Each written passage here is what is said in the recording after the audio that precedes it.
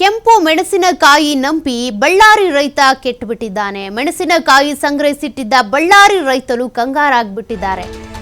Quintal 50,000 ಇದ್ದಂಥ ಬೆಲೆ 8ರಿಂದ 10,000ಕ್ಕೆ ಇಳಿಕೆ ಆಗ್ಬಿಟ್ಟಿದೆ. ಇದೇ ಬೆಳೆಯನ್ನೇ ಆಧಾರವಾಗಿ ಇಟ್ಕೊಂಡಂತ ರೈತರು ಪಾಪ ಕಂಗೆಟ್ಬಿಟ್ಟಿದ್ದಾರೆ. 1 ಕ್ವಿಂಟಾಲ್ಗೆ 50,000 ರೂಪಾಯಿ ಇದ್ದದ್ದು ಈಗ ಏಕಾಏಕಿಯಾಗಿ 8,000ದಿಂದ 10,000 ರೂಪಾಯಿಗೆ ಇಳಿಕೆ ಆಗ್ಬಿಟ್ಟಿದೆ. ನಿರಂತರ ಬೆಲೆ ಇಳಿಕೆಯಿಂದಾಗಿ ಸಂಕಷ್ಟಕ್ಕೆ ಸಿಲುಕಿದ್ದಾನೆ ರೈತ. ಕೋಲ್ಡ್ ಸ್ಟೋರೇಜ್ಗಳಲ್ಲಿ ಮೆಣಸಿನಕಾಯಿಯನ್ನ ಸಂಗ್ರಹಿಸಿ ಇಟ್ಟಿದ್ರು ರೈತರು. 2 ವರ್ಷಗಳಿಂದ 18 ಲಕ್ಷ ಚೀಲಗಳಷ್ಟು ಮೆಣಸಿನಕಾಯಿ ಸಂಗ್ರಹ ಆಗಿದೆ. ಬೆಲೆ ಏರಿಕೆ ಆಗುತ್ತೆ ಅನ್ಕೊಂಡಿದ್ರು, ಬಟ್ ಈಗ ದಿಢೀರಂತ 50,000 ಇದ್ದಿದ್ದು 8-10,000 ಇಳಿಕೆ ಆಗ್ಬಿಟ್ಟಿದೆ. ಲಕ್ಷಾಂತರ ರೂಪಾಯಿ ಖರ್ಚು ಮಾಡಿ ಮೆಣಸಿನಕಾಯಿ ಬೆಳೆದಿದ್ದಂತ ರೈತರು ಕಂಗಾಲಾಗ್ಬಿಟ್ಟಿದ್ದಾರೆ. ಸರ್ಕಾರ ಕೂಡಲೇ ರೈತರ ಸಮಸ್ಯೆಗೆ ಸ್ಪಂದಿಸಬೇಕು ಅಂತ ಒತ್ತಾಯಿಸಿದ್ದಾರೆ. ಬಳ್ಳಾರಿಯಲ್ಲಿ ರೈತರು ಕೆಂಪು ಮೆಣಸಿನಕಾಯಿಯನ್ನ ಬೆಳೆದಿದ್ರು. ಕೋಲ್ಡ್ ಸ್ಟೋರೇಜ್ ಅಲ್ಲಿ ಸಂಗ್ರಹ ಮಾಡಿ ಇಟ್ಕೊಂಡಿದ್ರು. ಹೇಗಿದ್ರು ಕ್ವಿಂಟಾಲ್ಗೆ 50,000 ಇದೆ, ಮಾರಾಟ ಮಾಡೋಣ ಅಂತ ಅನ್ಕೊಂಡಿದ್ರು. ಆದ್ರೀಗ ದಿಢೀರಂತ 8-10,000 ಅಂದ್ರೆ 1 ಕ್ವಿಂಟಾಲ್ಗೆ 8ರಿಂದ 10,000ಕ್ಕೆ ಮಾರಾಟ ಆಗ್ತಾ ಇರೋದು. ಹಾಗಾಗಿ ರೈತರು ಈಗ ಕಂಗಾಲಾಗ್ಬಿಟ್ಟಿದ್ದಾರೆ.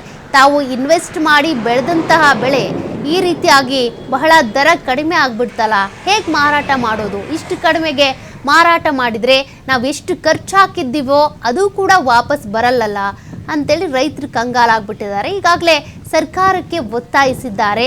ಈ ರೀತಿ ಇಷ್ಟೊಂದು ಕಡಿಮೆ ಬೆಲೆ ಆಗಿಬಿಟ್ರೆ ಬಹಳ ಕಷ್ಟ ಆಗುತ್ತೆ. ನಾವು ಇದನ್ನೇ ನಂಬ್ಕೊಂಡಿದ್ದಂಥ ರೈತರು. ಹಾಗಾಗಿ ಇದಕ್ಕೆ ಸಂಬಂಧಪಟ್ಟಂತೆ ನೀವೇನಾದರೂ ಕ್ರಮ ತೆಗೆದುಕೊಳ್ಳಿ ಅನ್ನೋದು ರೈತರ ಒತ್ತಾಯ.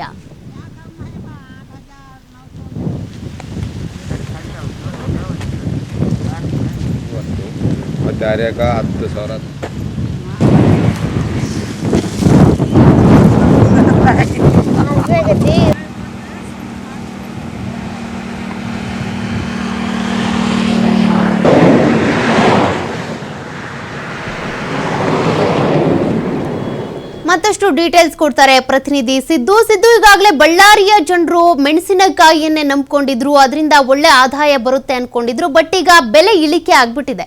ಮುಂದಿನ ನಿರ್ಧಾರ ಏನು? ಪಾಪ ಅವರ ಸಂಕಷ್ಟ ಏನು ಅಂತ.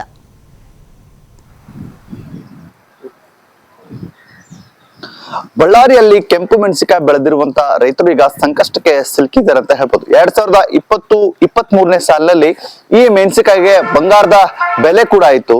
ಆಗ 50,000 ಗಂಟ್ಲೆ ಕ್ವಿಂಟಲ್ ಗಂಟ್ಲೆ ತೆಗೆದುಕೊಳ್ತಾ ಇದ್ರು. ಆದ್ರೆ ಈಗ ರೈತರಿಗೆ ಬರೇ 8ರಿಂದ 10,000ವರೆಗೂ ತೆಗೆದುಕೊಳ್ತಾ ಇದ್ದಾರೆ. ಇದರಿಂದ ಸಾಕಷ್ಟು ಬಳ್ಳಾರಿಯ ರೈತರು ಸಂಕಷ್ಟದಲ್ಲಿ ಸಿಲುಕಿದ್ದಾರೆ ಅಂತ ಹೇಳ್ಬೋದು. ಈ ಮೆಣಸಿನಕಾಯಿಯನ್ನ ಬೆಳಿಬೇಕಾದ್ರೆ 1 ಎಕರೆಗೆ 4ರಿಂದ 5 ಲಕ್ಷವನ್ನ ಬಳ್ಳಾರಿ ರೈತರು ಖರ್ಚು ಮಾಡ್ತಾ ಇದ್ದಾರೆ.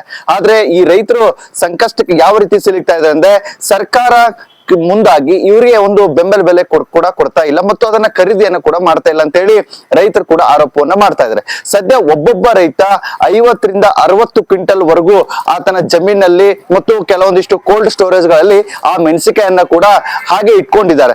ಬಳ್ಳಾರಿಯಲ್ಲಿ 35 ಕೋಲ್ಡ್ ಸ್ಟೋರೇಜ್ ಗಳಿದೆ. 35 ಕೋಲ್ಡ್ ಸ್ಟೋರೇಜ್ ಅಲ್ಲಿ 80ರಿಂದ 60 ಕ್ವಿಂಟಲ್ ನಷ್ಟು ಈಗಾಗಲೇ ರೈತರು ಕೂಡ ಸ್ಟಾಕ್ ಮಾಡಿ ಇಟ್ಕೊಂಡಿದ್ದಾರೆ. ಈಗ ರೈತರು ಕೂಡ ಒಂದು ಆರೋಪವನ್ನ ಮಾಡ್ತಾ ಇರೋದೇನೆಂದ್ರೆ, ಇಲ್ಲಿ ನಮ್ಮ ಬಳ್ಳಾರಿಗೆ ಗಡಿ ಭಾಗದಲ್ಲಿರುವಂತ ಆಂಧ್ರ ಕೂಡ ಇದೆ. ಅಲ್ಲಿ ರೈತರಿಗೆ ಸರ್ಕಾರ ಕೂಡ ಮುಂದಾಗಿ ಕೇಂದ್ರ ಮತ್ತು ರಾಜ್ಯ ಸರ್ಕಾರ ಎರಡು ಜೊತೆಯಾಗಿ ಒಂದು ಬೆಂಬಲ ಬೆಲೆಯನ್ನ ಕೊಟ್ಟು ಅವ್ರು ಮೆಣಸಿನಕಾಯಿಯನ್ನ ಖರೀದಿ ಮಾಡ್ತಾ ಇದೆ. ಆದ್ರೆ ಕರ್ನಾಟಕ ಸರ್ಕಾರ ಮತ್ತೆ ಯಾಕೆ ಈ ರೀತಿಯಾಗಿ ನಮಗೆ ಬೆಂಬಲ ಬೆಲೆಗೆ ಮುಂದಾಗ್ತಿಲ್ಲ? ಅವರು ಸಹ ಕೇಂದ್ರ ಸರ್ಕಾರ ಜೊತೆ ಮಾತಾಡ್ಬೋದು, ಅಥವಾ ಇವರೇ ಮುಂದೆ ನಿಂತ್ಕೊಂಡು ನಮಗೆ ಒಂದು ಬೆಂಬಲ ಬೆಲೆಯನ್ನ ಕೊಡಬೇಕಾಗಿತ್ತು. ನಿರಂತರ ಸಮಸ್ಯೆಯಲ್ಲಿರುವಂತ ನಾವು ಈ ಮೆಣಸಿನಕಾಯಿಯನ್ನ ಸುಮಾರು ವರ್ಷಗಳಿಂದ ಸ್ಟಾಕ್ ಮಾಡಿ ಇಟ್ಕೊಳ್ತಾ ಇದೀವಿ. ಆದ್ರೆ ನಮಗೆ ಮಾರಾಟಕ್ಕೂ ಕೂಡ ಸಾಕಷ್ಟು ತೊಂದರೆ ಆಗ್ತಾ ಇದೆ. ಇಲ್ಲಿ ಬಳ್ಳಾರಿಯಿಂದ ಮತ್ತೆ ಹಾವೇರಿವರೆಗೂ ಹೋಗಿ ಮೆಣಸಿನಕಾಯಿ ಮಾರಾಟ ಮಾಡಿ ಬಂದ್ರೆ ನಮಗೆ 5ರಿಂದ 6,000 ಮಾತ್ರ ಈ ಚೀಲಕ್ಕೆ ಉಳಿಯುತ್ತೆ. ಹೀಗಾಗಿ ಇಲ್ಲೂ ಸಹ ಸಮಸ್ಯೆ ಆಗ್ತಾ ಇದೆ.